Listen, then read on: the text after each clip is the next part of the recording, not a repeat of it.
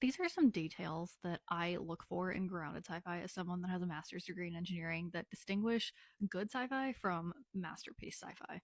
It's not geared towards space fantasies, by the way. This is geared towards sci-fis that are trying to portray an accurate projection of what the future might look like for humanity.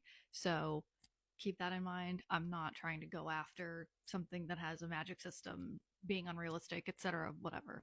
First thing that's really important, especially if it's being explained that humanity has moved out into the universe and colonized a majority of planets and solar systems, how are we dealing with relativity and how are we dealing with light speed travel, whether it's sublight speed or it's over light speed?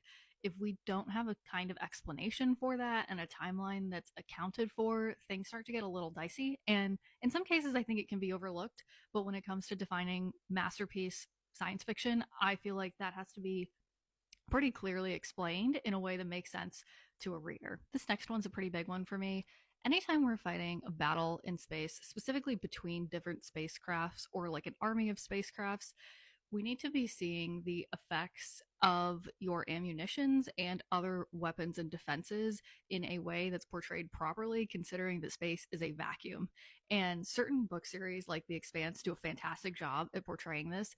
But I do think, while again, sometimes you can overlook this if you really enjoy a series, when it comes to defining things that I think are truly amazing pieces of science fiction work, all of that and all of those dynamics need to be accounted for accurately in your story and in your plot progression.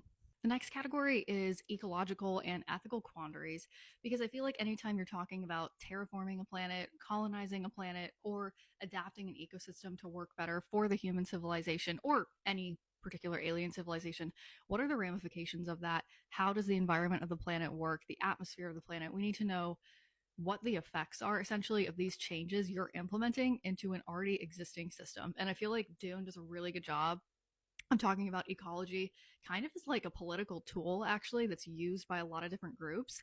And it's something that I want to see more of in sci fi because I feel like sometimes we look at this concept of terraforming and then just kind of move on. Lastly, the more scientific details you can include about a lot of different technologies that you're introducing to your reader, the better. I think writers like Asimov do a great job with this, and also Andy Weir's books are fantastic if you read any of those.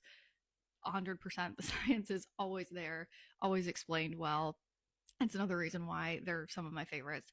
But this video is getting way too long. I can make a part two on this and focus more on some other things that I look for. But for now, those are some of my big factors that I take into account when I'm picking which sci-fis I want to read and which ones I want to continue. Let me know what you thought of this in the comments.